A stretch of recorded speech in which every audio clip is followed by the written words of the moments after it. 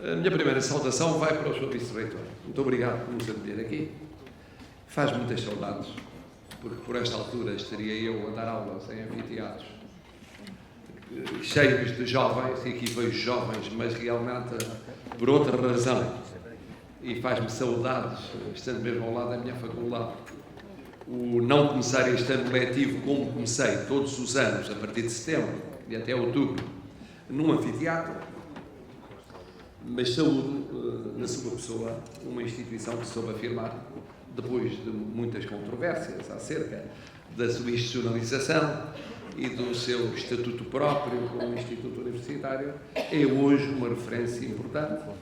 E não é esta a primeira, nem a segunda, nem a terceira vez que aqui venho, já depois de ter iniciado o mandato presidencial. Depois, o que dizer do CADI? O que dizer do CADI é difícil, porque eu assisti ao nascimento do CADI. E, portanto, sei a história toda. E conheço a história por dentro. Desde 2003. O avanço rápido, inicial, o papel precursor, a característica pioneira, a ambição de conjugar a pesquisa com mais conhecimentos científicos, com a prática técnica apurada, com uma preocupação social, a concentração preferencial nas crianças e depois o alargamento progressivo a outros setores etários, a partida, digamos, em Cascais de Lisboa, mas depois Cascais, de Cascais a ida para Setúbal e agora a chegada outra vez a Lisboa. A resistência nos tempos de crise, que foram difíceis, muito difíceis. O primeiro congresso em que falei, aliás, em 2011, como apoiante do CADIM, como entusiástico acompanhante da atividade do CADIM, depois a dificuldade na concretização de mais encontros no período de crise e agora este congresso internacional com um tema muito atual que permite, antes de tudo mais, saudar aquilo que o CADIM tem feito entre nós. Hoje há muitas instituições que ocupam esta área e várias delas nasceram a partir do CADIM. Porque depois a vida também é feita disso. Sobretudo numa sociedade pequena como a nossa, é natural que haja uma matriz e a partir da matriz se desenvolvam outros projetos que no fundo são projetos filhos do CADIM e, como sabem, durante um tempo os filhos têm dificuldade em lidar com os pais e os pais com os filhos. É preciso algum tempo até que finalmente os pais aceitam a plena autonomia dos filhos e os filhos reconhecem a plena paternidade dos pais. Isso demora tempo, estamos a chegar a esse tempo. Em qualquer caso, o papel pioneiro deve ser reconhecido. E o grande mérito do CADIM não é o ter sido pioneiro. Esse foi o mérito em 2003. Agora, o mérito é não ter envelhecido. Porque o que acontece com os pioneiros é que, a partir de um determinado momento, acabam por envelhecer. Ficar presos à inércia, a rotinas, repetem o que sempre fizeram, não são capazes de mudar, de se ajustar a novas circunstâncias. E o CADIM tem conseguido ajustar. Não é simples, não é fácil, tem conseguido ajustar-se. Esse é o maior elogio que se lhe pode prestar. Depois, o segundo elogio é naturalmente a preocupação social. Por trás de tudo o resto, por trás da preocupação científica, por trás da competência técnica, por trás da dedicação humana de tanta gente, há uma preocupação social. E essa preocupação social é a sua força. É a sua força. E é isso que deve ser aqui também devidamente mencionado. Em terceiro lugar, este congresso é a prova da excelência portuguesa onde quer que ela se encontre. Não é por acaso que um principal orador é um português que tem um papel cimeiro fora do território físico de Portugal. Isto é o retrato do nosso país. Eu tenho dito desde o começo do mandato. E foi por isso que está no dia 10 de junho nas comunidades e por isso tenho percorrido as comunidades tanto quanto posso. É excepcional aquilo que nós temos de portugueses cá dentro, de muita qualidade, mas também lá fora.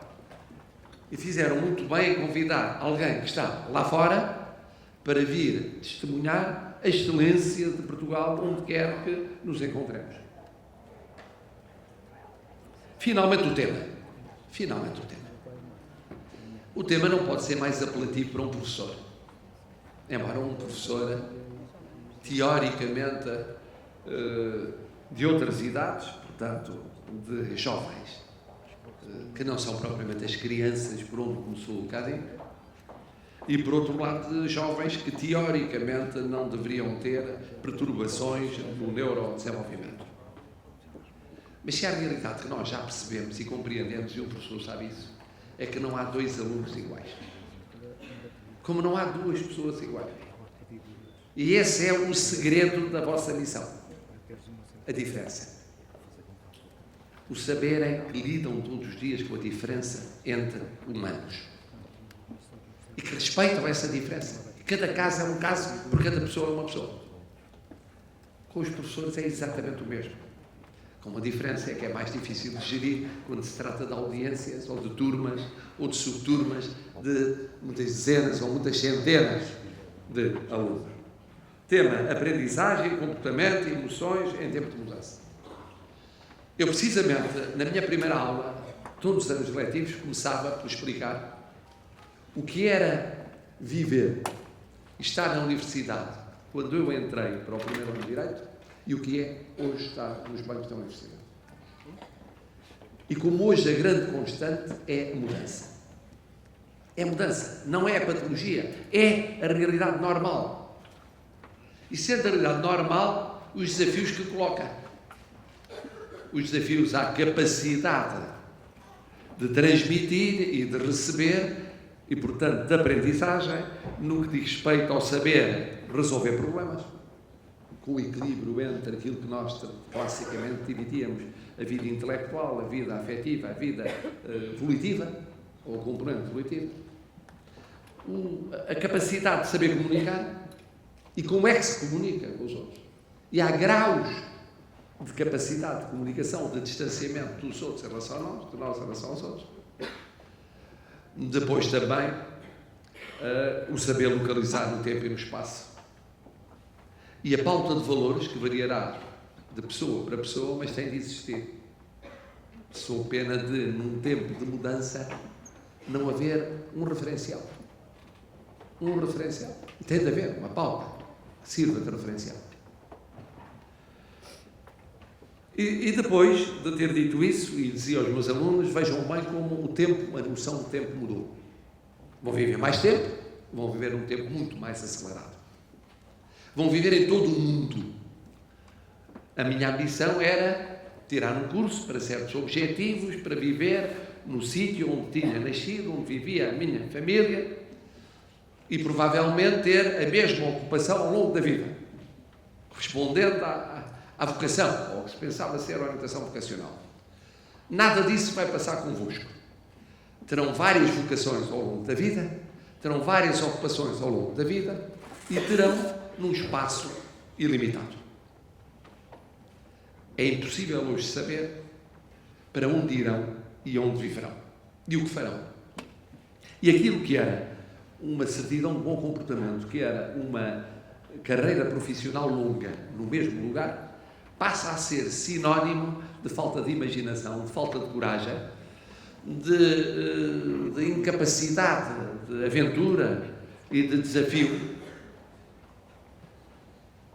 Ao mesmo tempo que esta mudança no tempo e no espaço. Isso depois tem consequências. Eu via na forma como ensinava há 40 anos e ensinava agora nos últimos anos letivos. Algumas pequenas diferenças que porventura terão a ver com aquilo que vos preocupa noutro plano. A primeira, a dificuldade crescente de concentração. O audiovisual, cada vez mais sofisticado, o zapping, convida à dispersão, à desatenção. Conservar um auditório atento mais de 7 minutos seguidos era um desafio praticamente impossível. Um barulho lá fora, uma tuna que estava a ensaiar, uma entrada, uma saída, uma distração num ponto do anfiteatro, tudo isso servia de pretexto para a desconcentração. e a necessidade de encontrar novas formas de comunicação para apelar à concentração. Depois, a dificuldade de gerir no mesmo lapso de tempo um manancial informativo crescente. Há 24 horas por dia, hoje como havia quando eu tinha 16 ou 17 anos. Só que naquela altura nós recebíamos milhares de informações, hoje são milhões de informações. Digerir esses milhões de informações em 24 horas por dia é uma tarefa complexíssima. E aí eu ousava dizer às minhas alunas, aos meus alunos, que ficavam um bocado chocados, que os achava com processos de amadurecimento mais lentos do que no nosso tempo. Devido a isso, devido a essa dificuldade de gestão do conhecimento. Demoravam mais tempo a processar, apesar dos mecanismos de processamento serem mais sofisticados, mais tempo a processar a informação. E por isso hesitavam em tomar opções ou assumir responsabilidades por mais tempo do que nós hesitávamos. Eu tentava explicar-lhes, uma coisa que eles não percebiam, que no meu tempo não havia juventude. Passava-se da infância à adolescência e aos 17 anos à idade adulta. Ninguém sonharia dizer aos 30 anos que era jovem. Nessa altura já tínhamos casado, já tínhamos tido filhos, já tínhamos vivido uma revolução, já tínhamos tido atividades profissionais, não havia cartão jovem e, portanto, não havia juventudes partidárias, não imaginávamos o que era poder dizer eu sou jovem ainda. Quando muito guardaríamos essa expressão para quem tinha 14, 15, 16, 17, 18 anos de idade, não para quem tinha mais de 20. A categoria social surgiu precisamente no momento em que a minha geração poderia ter sido jovem e por um triz não o foi. A geração seguinte já foi jovem. Já apanhou a categoria social. Isso levou a um retardamento na minha visão de processo de amadurecimento e tornava muito frequente alunos, aos 20 e tal anos de idade, mesmo em mestrados, terem uma indefinição de vida em pontos cruciais, empurrando para o futuro opções por demasiada informação e dificuldade em decidir sobre ela. Isto acompanhado de uma aceleração comportamental e daquilo que, como sabem, de quando em vez se gosta de sacar ao Presidente da República funções, que é a hiperatividade. Eu tenho dificuldade em reconhecer-me no termo técnico de hiperativo, ando a sustentar isso desde antes das eleições, mas como o que interessa é a visão simplista das coisas e não propriamente a elaboração científica, tenho a mesma dificuldade que tive quando, a certa altura, apoiei uma campanha respeitante à divulgação na sociedade portuguesa das situações de bipolaridade, e porque a minha cara apareceu nesses cartazes, imediatamente todos me achavam imediatamente bipolar. E eu era abraçado na rua por imensos bipolares, que me consideravam bipolares, e eu explicava sim, mas só tenho um polo expansivo, o polo depressivo está menos desenvolvido. Este é um dos riscos da vulgarização científica, é que encontramos, ao virar da esquina, não apenas um constitucionalista, um fiscalista, um orçamentalista, mas também um especialista em questões de natureza do desenvolvimento neurológico. Bom, portanto, isto para vos dizer que, de facto, da minha experiência de professor, eu pude registar mudanças comportamentais muito grandes entre a geração dos anos 70, 80, 90, viragem do século, 2010. E uma das componentes foi esta. Foi a de que, no início, se ensinava, eu fui largamente ensinado, por professores que privilegiavam a componente racional. O professor ensinava para persuadir, apresentava argumentos nas várias teses sobre qualquer um dos vários problemas, diversos problemas, para persuadir, apelava-se ao racional. Com raras exceções, não me lembro de professores que, mesmo quando desencadeavam adesões ou rejeições do foro emocional, que colocassem o acento tónico no seu ensino e no seu protagonismo educativo no emocional. Era no racional. Depois, a partir de um determinado momento, sobretudo em determinados níveis de aprendizagem, apelou-se ao volitivo. O que interessava era que houvesse pessoas que soubessem decidir. Era menos importante que se pensasse só sem capacidade de decisão, era mais importante conjugar o racional com o volitivo. E depois, pouco a pouco, fui descobrindo a importância da componente emocional nos processos de aprendizagem. E como tinha razão quem falava numa inteligência emotiva ou numa emoção inteligente, e como para criar adesão das pessoas não se podia pôr entre parênteses a componente emotiva. Há muito pouco tempo, por mero acaso, veio parar às minhas mãos a correspondência de um professor importante, português, que era conhecido precisamente por uma pessoa muito fria, muito racional, ótimo professor, mas muito frio, muito racional e muito distante.